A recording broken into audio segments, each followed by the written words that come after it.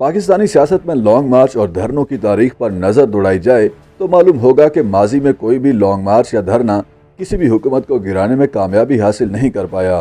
پاکستان کی سیاسی تاریخ احتجاج، جلسوں، دھرنوں اور لانگ مارچ سے بھری پڑی ہے۔ پاکستان میں حکومت مخالف سیاسی تحریکوں کا سلسلہ ایوب خان، ذوالفقار علی بھٹو اور ضیاء الحق کے دور میں اپنے عروج پر رہا اور کئی طرح کی تحریکیں چلیں۔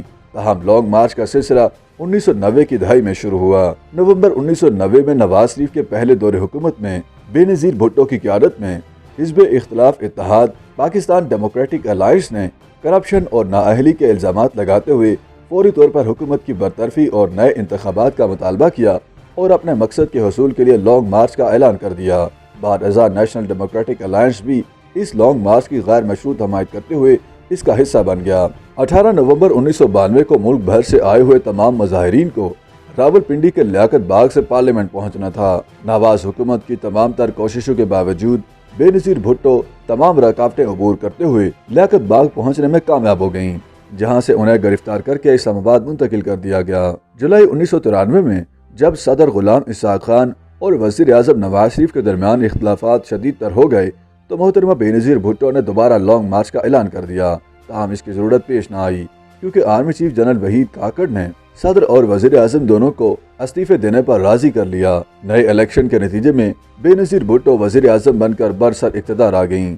سن 2007 میں جنرل پرویز مشرف نے تب کے چیف جسٹس افتخار محمد چودھری کو برطرف کیا تو ملک بھر میں احتجاجی تحریک شروع ہو گئی جس کی قیادت وکلا کر رہے تھے۔ سن 2007 کی ایمرجنسی کے نتیجے میں چیف جسٹس افتخار محمد چودھری سمیت کئی سینئر ججوں کو پی سی او حلف نہ اٹھانے پر سبکدوش کیا گیا تھا، جن کی بحالی کے لیے مسلسل تحریک جاری تھی۔ اس کے بعد اسلام آباد کی جانب لانگ مارچ کا اعلان کیا گیا۔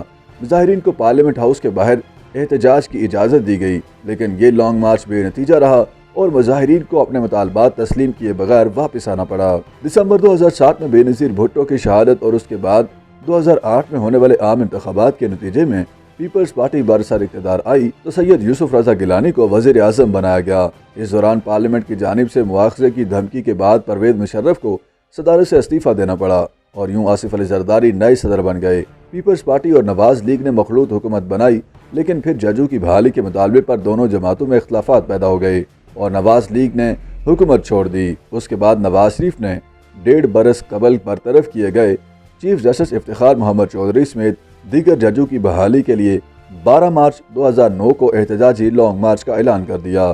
وکلا کے علاوہ ملک کی بڑی سیاسی جماعتوں نون لیگ، تحریک انصاف، جماعت اسلامی کے مرکزی رہنماؤں سمیت کارکنوں کی بڑی تعداد نے ملک کے چاروں جانب سے اسلام آباد کی جانب سفر کا آغاز کیا، لیکن جب لانگ مارچ گجرانوالہ پہنچا تو اس کو روک دیا گیا۔ وجہ یہ تھی کہ حکومت نے چیف جسٹس کی بحالی کا فیصلہ کر لیا تھا اور وزیر اعظم یوسف رضا گیلانی نے آدھی رات کو ٹیلی ویژن پر براہ راست قوم سے خطاب میں افتخار چودھری اور ان کے ساتھی ججز کی بحالی کا اعلان کیا، جو کہ آئینی طور پر ممکن بھی نہیں تھا۔ یوں یہ واحد لانگ مارچ تھا جو کہ کامیابی پر منتج ہوا۔ پی پی پی اپنا دور حکومت مکمل کرنے کے قریب تھی کہ 13 جنوری 2013 کو منہاج القرآن کے سربراہ ڈاکٹر طاہر القادری نے اپنے کارکنوں اور ہمدردوں کے ہمراہ اپنے مطالبات کی منظوری کے لیے لاہور سے لانگ مارچ کا آغاز کر دیا۔ 14 جنوری کو لانگ مارچ کے شرکاء اسلام آباد پہنچے اور 3 روز سخت سردی میں دھرنا دینے کے بعد 17 جنوری کو حکومت سے مذاکرات کے بعد ایک معاہدے پر پہنچ گئے اور مارچ اختتام پذیر ہو گیا، لیکن یہ معاہدہ وقتی طور پر احتجاج کے خاتمے کا بہانہ ہی ثابت ہوا۔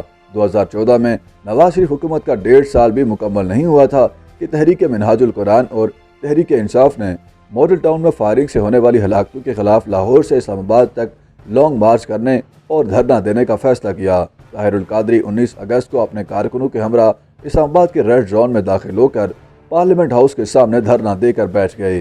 انہوں نے تقریباً 68 دن دھرنا دینے کے بعد 21 اکتوبر کو اس کے خاتمے کا اعلان کرتے ہوئے کہا تھا کہ اب احتجاج اگلے مرحلے میں داخل ہو گیا ہے۔ اسی سال اگست 2014 میں ہی قومی اسمبلی کی تیسری بڑی اور خیبر پختونخوا کی صوبائی حکومت رکھنے والی تحریک انصاف نے عمران خان کی قیادت میں آزادی مارچ کے نام سے اسلام آباد لانگ مارچ اور وہاں پہنچ کر دھرنے کا فیصلہ کیا۔ ریڈ زون میں یہ دھرنا تقریباً 123 دن جاری رہنے کے بعد 16 دسمبر 2014 کو دہشت گردوں کے آرمی پبلک اسکول پشاور پر حملے کے بعد فوری طور پر ختم کر دیا گیا تھا۔ اس دھرنے کے اختتام پر حکومت اور تحریک انصاف میں انتخابی دھاندلی کے حوالے سے जुडिशल कमीशन के क़याम पर इत्तफाक हो गया था। कमीशन ने बाद अज़ां करार दिया कि 2013 के इंतखाबात में मुनज़्ज़म धांधली के सबूत नहीं मिले। यूँ मुल्की तारीख के तवील तरीन एहतजाज और धरने के नतीजे में तहरीक इंसाफ अपना असल मकसद हासिल करने में नाकाम रही थी। पहले मुस्लिम लीग नून और बाद अज़ां तहरीक इंसाफ के दौर में तहरीक लब्बैक लाहौर से लॉन्ग मार्च लेकर इस्लामाबाद पहुँचती रही और फैज़ाबाद के मुकाम पर डेरे जमाए रखे। उनके पहले धरने के नतीजे में वज़ीर कानून जाहिद हामिद को मुस्तफ़ी होना पड़ा, जबकि PTI के दौर में मुआहिदा हुआ जिसमें हुकूमत ने फ्रांस के सफ़ीर को मुल्क से बेदखल करने की हामी भरी। ताहम बाद में इस मुआहिदे पर अमल दरामद न हो सका। 2019 में जमीयत उलमा इस्लाम ने कराची से इस्लामाबाद लॉन्ग मार्च शुरू किया, जो कई रोज़ तक श्रीनगर हाईवे पर धरना देने के बाद इख्तिताम पजीर हुआ, लेकिन इसका भी कोई नतीजा नहीं निकल पाया। इस्लामाबाद की तरफ आखिरी 3 लॉन्ग मार्च मौजूदा हुक्मरान इत्तेहाद में शामिल जमातों ने रवां साल फरवरी और मार्च के महीने में किए। बिलावल भुट्टो जरदारी की क़यादत में पीपल्स पार्टी का लॉन्ग मार्च कराची से चलकर 10 रोज़ बाद 8 मार्च को इस्लामाबाद पहुंचा। दूसरी जानिब JUI और मुस्लिम लीग नून के अलग अलग लॉन्ग मार्च लाहौर, कराची और कोयटा से चलकर इस्लामाबाद पहुंचे और एक जलसा आम के बाद ख़त्म हुए। लाहौर से इस्लामाबाद की जानिब आखिरी लॉन्ग मार्च इमरान खान ने PDM की इत्तेहादी हुकूमत के खिलाफ शुरू कर रखा है, जिसका नतीजा निकलने का इम्कान कम ही नजर आता है। YouTube पर गूगली न्यूज देखने के लिए youtube.com की सर्च बार में गूगली न्यूज TV टाइप करें। गूगली न्यूज के पेज पर सुर्ख रंग के सब्सक्रिप्शन वाले बटन पर क्लिक करना ना भूलिए। YouTube पेज पर अपलोड होने वाली वीडियोस से बाखबर रहने के लिए बेल आइकन पर क्लिक कीजिए। आपको हर नई वीडियो के बारे में नोटिफिकेशन मौसूल हो जाएगा।